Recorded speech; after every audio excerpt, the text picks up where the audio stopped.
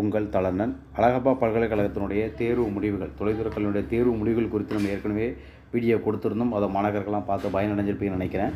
அதனை தொடர்ந்து இப்போ பார்த்தீங்கன்னா, இந்த ரிசல்ட்டில் ஏகப்பட்ட பிரச்சனை போய்கிட்டு இருக்குது. அது குறித்த ஒரு வீடியோ தான் இந்த வீடியோ. ரிசல்ட்டில் என்ன சார் பிரச்சனை அப்படின்னு பார்த்தீங்கன்னா, பல்கலைக்கழகத்தில் நாங்கள் ஏப்ரல் 16 ரிசல்ட் பப்ளிஷ் பண்ணிட்டோம் அப்படின்னு சொல்லி பல்கலைக்கழக வெப்சைட்டில் கொடுத்துருக்காங்க.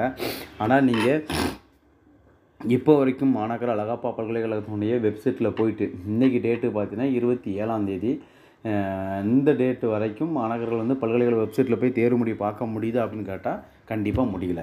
அந்த தேர்வு முடிவுக்கு பார்த்தீங்கன்னா சிலருக்கு இரவு ஓப்பன் ஆகிருக்கு, சிலருக்கு அதிகாலை ஓப்பன் ஆகிருக்கு. ஆனால் பகல் முழுதும் பார்த்தீங்கன்னா த சைட் கேனாட் பி ரீச் அப்படிங்கிற வார்த்தை தான் வந்துட்டுருக்கு. ஒருவேளை சைட் ஓப்பன் பண்ணால் கூட அந்த இடத்துல போய் மாணாக்கர் அந்த ரெஜிஸ்டர் நம்பர் கொடுக்கக்கூடிய இடத்துல போய் ரெஜிஸ்டர் நம்பர்னு கொடுத்தாங்கன்னா என்ன வருது அப்படின்னா, this enrolment number is wrong அப்படின்னு காமிக்குது.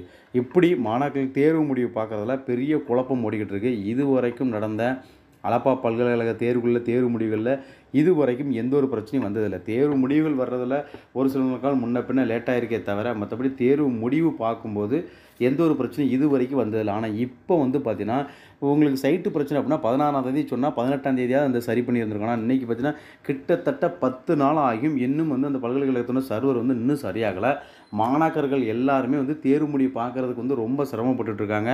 இந்த நேரத்தில் பார்த்தீங்கன்னா ரீவல்யூஷனுக்கும் கால்ஃபர் பண்ணியிருப்பாங்க. ரிசல்ட் 7 நாளைக்குள் தேர்வு முடிவுக்கான ரீவல்யூஷன் கால்ஃபர் பண்ணணும்னு சொல்கிறாங்க. அப்போது தேர்வு முடிவு பார்த்தா தானே மாணவர்களால் ரீவல்யூஷனுக்கே அப்ளை பண்ண முடியும். அதனால் பல்கலைக்கழகம் இந்த தேர்வு முடிவுக்கு பார்க்கக்கூடிய இந்த பிரச்சனையை உடனடியாக கவனத்தில் கொண்டு உடனடியாக சரி செய்யணுங்கிறது மாணவர்களுடைய எதிர்பார்ப்பு.